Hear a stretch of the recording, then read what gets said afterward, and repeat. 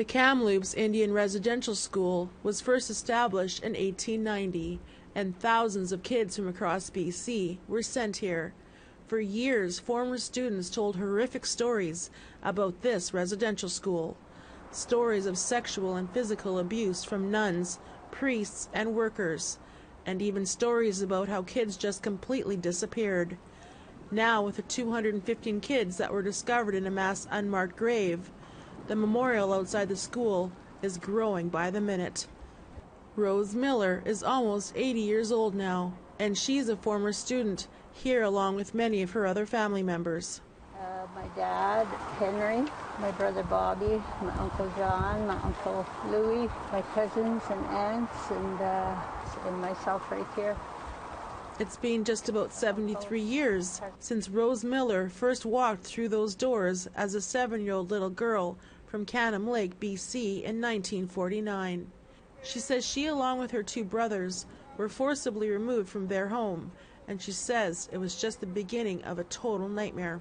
It was awful because the food that they fed us for breakfast was lumpy, uncooked mush with sour milk lots of times. The food truck used to come in at 5 in the morning. We could smell all that bread, and we couldn't have bread half the time, and we were so hungry.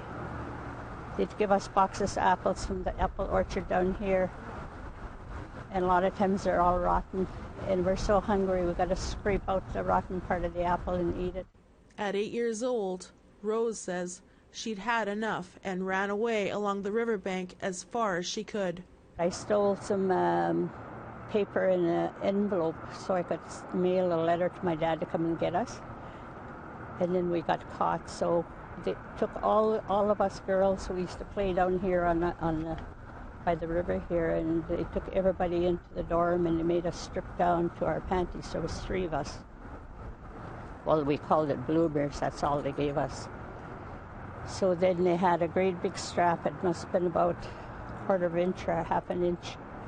And I just remember the nun pulling up her sleeves like this and jumping and hitting us on the back about 10 times with that strap. And then we had to get our hair cut real short and real short up here. It was shortly after that brutal beating, Rose and her siblings were picked up by their father to never return after enduring 3 years of abuse. APTN got exclusive access inside the former Kamloops Indian Residential School, and Rose joined us on a tour of her formal residential school. We had to clean everything. Yeah, some people were punished and they would have to scrub these stairs with a toothbrush. And as she continued to walk the hallways, memories just came flooding back like it happened yesterday as she entered the chapel.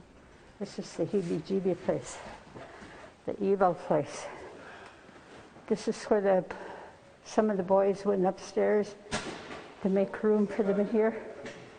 There used to be pews all along here. Girls' side, this boys' side. You'd have a aisle all around here. And up there was where the priest said the Mass.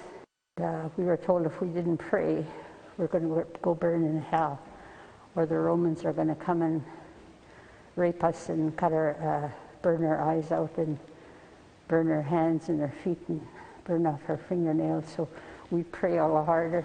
In essence, this really was hell. Yeah. Here in this place, yeah. This was hell. Yeah. So it was pretty horrid when you think about how the religion controlled us. Miller isn't surprised by the discovery of the 215 children found buried on the property. She believes there is likely more. Out of respect to the community and the young victims, APTN will not be showing the site where they were found until more ceremonial work is completed. Grief, sadness, and sorrow now grip this entire community as they come to terms with the fact that 215 children were buried here on this former Indian residential school property. Leaders from across the country are demanding a full criminal investigation, as well as more resources to search every residential school across Canada. Tina House, APTN National News, to Kamloops.